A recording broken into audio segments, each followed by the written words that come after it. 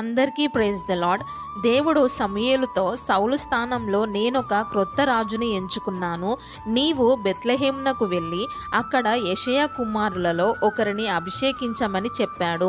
సమూయేలు దేవుని ఆజ్ఞ ప్రకారం బెత్లెహేమునకు వెళ్ళాడు. యెషయా తన కుమారులలో ఒక్కొక్కరిని సమూయేలు దగ్గరికి తీసుకువచ్చాడు. మొదట పెద్ద కుమారుడు ఎలియాబు వచ్చాడు.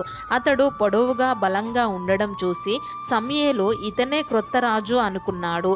అప్పుడు దేవుడు అతని ఎత్తును రూపాన్ని చూసి నిర్ణయించకు, మనుషులు బాహ్య రూపాన్ని చూస్తారు కానీ నేను హృదయాన్ని చూస్తాను అని చెప్తాడు. అలా యెషయా యొక్క 7 కుమారులు సమూయేలు ముందుకు వచ్చారు, కానీ వారిలో ఎవరిని దేవుడు ఎంచుకోలేదు. అప్పుడు సమూయేలు ఇంకా ఎవరైనా ఉన్నారా అని యెషయాని అడగగా అతడు నా చిన్న కుమారుడు దావీదు గొర్రెలు మేపుతున్నాడు అని చెప్తాడు. అప్పుడు సమూయేలు అతన్ని వెంటనే పిలిపించు, అతను వచ్చే వరకు ఇక్కడే ఉంటాను అని చెప్తాడు. దావీదు వచ్చినప్పుడు అతను సాధారణ గొర్రెల కాపరి మాత్రమే, కానీ అతని కళ్ళల్లో దేవునిపై భక్తి, అతని హృదయంలో వినయం కనిపించాయి. అప్పుడు దేవుడు ఇతడే నేను ఎంచుకున్న వ్యక్తి అని చెప్తాడు. సమూయేలు నూనెతో దావీదును అభిషేకం చేశాడు. ఆ క్షణం నుండి దేవుని ఆత్మ దావీదుపై బలంగా వచ్చింది. ఆమేన్.